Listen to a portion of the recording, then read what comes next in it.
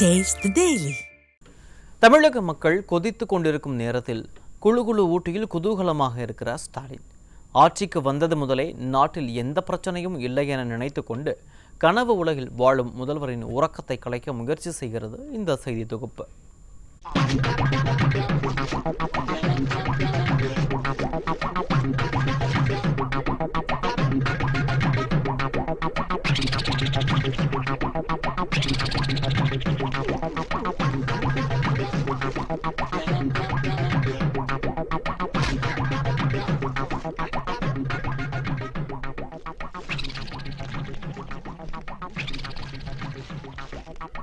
நாட்டுல கொலை குறையல, கொள்ள குறையல, யாரும் நிம்மதியா வெளியே தெருவுக்கு கூட போக முடியல.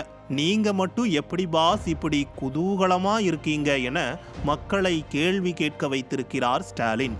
துபாய், சிங்கப்பூர், ஸ்பெயின் என வெளிநாடுகளில் இன்ப சுற்றுலா சென்று வந்த ஸ்டாலின் இப்போது ஊட்டியில் உலா வந்து கொண்டிருக்கிறார்.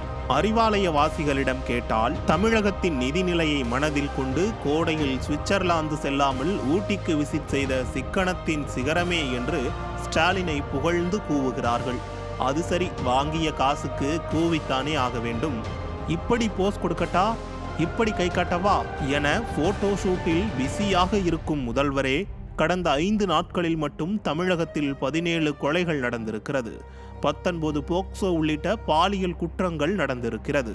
காவல்துறையை கட்டுப்பாட்டில் வைத்திருப்பவர் பொறுப்பின்றி இப்படி சுற்றுலா சென்று விட்டால் குற்றங்களை யார் தடுப்பது? அது சரி, நாம கோட்டையில இருந்தப்ப மட்டும் குற்றங்கள் நடக்காமலா இருந்தது? மலர் கண்காட்சியில் குஷியாக இருக்கும் மாடல் முதல்வரே, உங்கள் ஆட்சியில் சாமானியனால் சுற்றுலா பற்றி சிந்திக்கவே முடியவில்லை. சொத்து வரி, வீட்டு வரி, மின் கட்டணம், பால் விலை என என்னென்ன கட்டணங்கள் இருக்கிறதோ எல்லாவற்றையும் உயர்த்தி பர்ஸை பதம் பார்த்து விட்டீர்கள். மக்களை வாட்டி வதைக்கும் ஆட்சியாளர்கள் அவர்கள் மட்டும் குஷியாக இருப்பதை பார்த்தால் மக்களுக்கு எரிச்சல் வரத்தானே செய்யும்.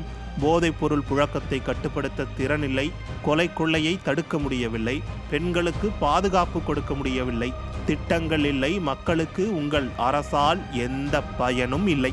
மொத்தத்தில் கும்பி எரியுது, குடல் கருகுது. உங்களுக்கு குழு ஊட்டியில் போட்டோ ஷூட் ஒரு கேடா என மக்கள் கேட்கிறார்கள்.